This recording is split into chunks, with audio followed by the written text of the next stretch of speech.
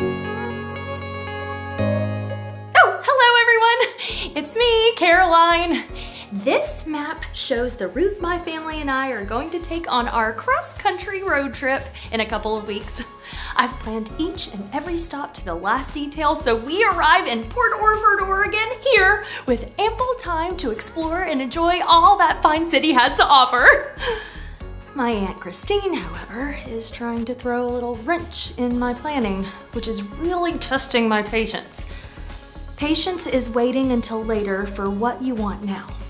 Here's how the trip should go. First, we stop off in Ashford, Georgia to see the world's largest peanut. Yum!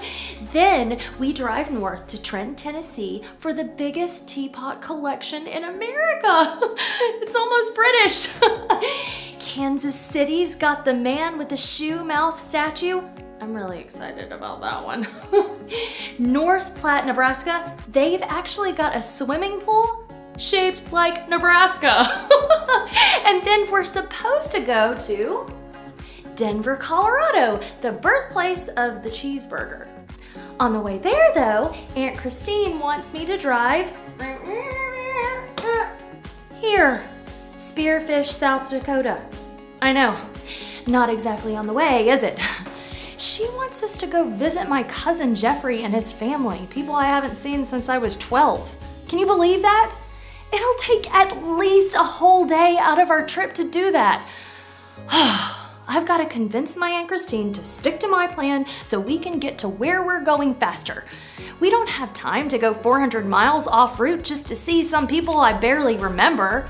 That's what I'm going to tell her. Yep, it's my way or the highway, lady. Although in this case, my way is actually the highway.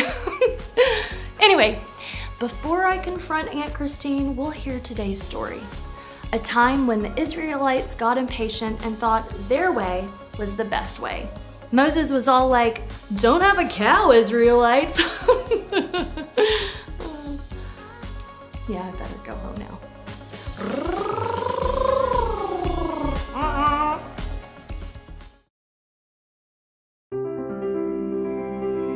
The Bible isn't just a book of random stories. It's 66 different books that come together to tell one story. An incredible one about God's love for us. And now for an amazing story inspired by the book of Exodus. Chapter 32. After God rescued his people, the Israelites, from slavery in Egypt, he led them out into the desert, and there he provided them food to eat and water to drink. And at the foot of Mount Sinai, their leader Moses gave the people instructions from God. We will do everything the Lord has told us to do. Then the Lord spoke to Moses. Come up to me on the mountain. I will give you stone tablets with the law and commandments I have written to teach the people. Yes, Lord. Moses called for his helper Joshua and gathered together the other leaders of God's people. Wait for us here until we come back. If you have any problems, go to Aaron and Hur. Moses pointed out his brother and his friend. We've got this, Mo. Good. Now, anyone seen my hiking poles? So Moses and Joshua started the long, rugged climb up Mount Sinai. As they neared the summit, the glory of the Lord settled at the top of the mountain in a thick cloud. Wait here for me. Yes, sir. God called out to Moses, and Moses entered the cloud, and he stayed there for 40 days and nights, as God gave him laws that would keep the people safe and teach them how to live. Meanwhile, at the base of the mountain, the Israelites were growing restless. Does it look like fire up there? It totally looks like fire up there. I bet Moses crisped up like a marshmallow. Well, I just want him to come down so we can move on. I mean, this dry air is totally wrecking my skin. We need a new leader. Yeah, like a totally new god, too. The Israelites surrounded Aaron. We want a god we can see. Well, yeah. Moses got us out of Egypt, but he's probably toast now. It's true that things aren't looking so great up there. Not great. We're talking 40 days in an incinerator. Okay. Look, just bring me all your gold jewelry. Earrings, what have you. So the Israelites brought Aaron all of their gold, and he melted it down and shaped it into the form of a calf. Ew, shiny. Oh, hey everyone, this cow is the real deal. It's the God that led us out of Egypt. Oh, Aaron saw how excited all the people were, so he decided to run with it. Gotta keep them happy. Okay, folks, let's build an altar.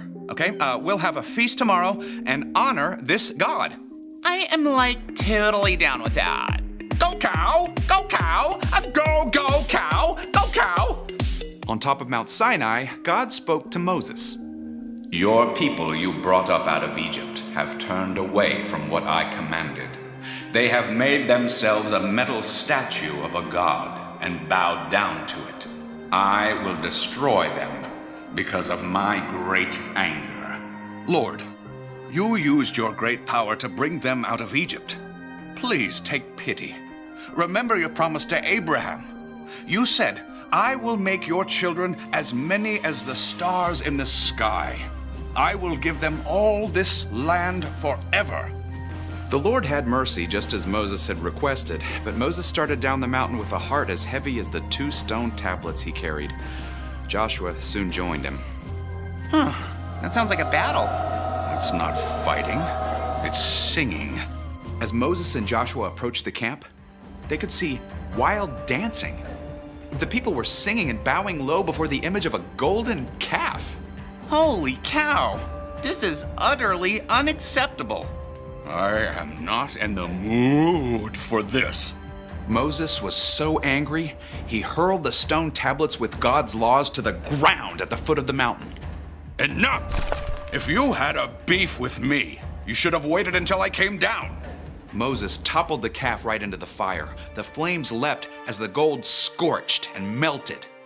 Moses, doesn't have to have a cow about it. Oh, he's just so bullheaded. When the metal finally cooled, Moses ground it into a fine powder that he scattered over the water. Drink this, all of you. As the people gagged down the metallic water, Moses hunted down his brother.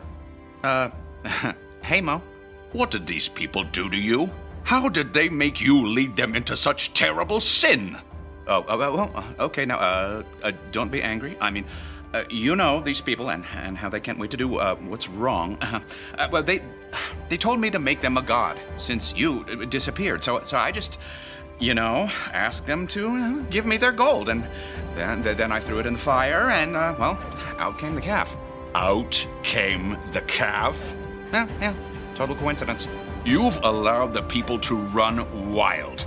We're a joke to our enemies. Moses called out to the people once again. You have committed a terrible sin, but now I will go up to the Lord. Maybe if I pray to him, he will forgive your sin. Because God's people had failed to remember all he'd done and wait on him, they strayed far afield, and many of them paid a terrible price.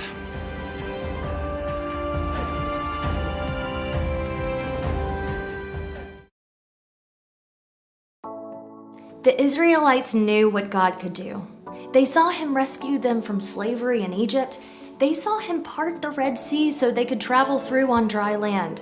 They ate the food he provided for them daily in the desert. They knew he was a very powerful, very loving God. And yet, when Moses took too long to return from the mountain, they got scared. They lost their patience and they seemed to forget everything they knew about God. When we're impatient, we tend to forget the things we know too. When your friends aren't there for you when you need them, you can forget all the times that they were there.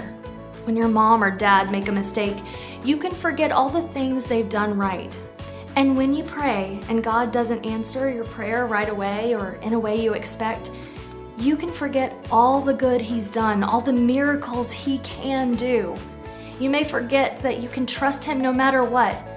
So here's the one thing to remember today. When you think you can't wait, think about what's true. Try and remember the good things that have happened in the past before you start stressing about the future. Now, I may not remember a lot about my cousin Jeffrey, but let me tell you what I do remember. When I was a kid, I had so much fun visiting my cousin Jeffrey's house. We loved playing games together and playing outside. It was awesome. Maybe my kids would enjoy that too. It could be that this little diversion would be worth the trip. So good idea, Aunt Christine. Now our trip will go this way.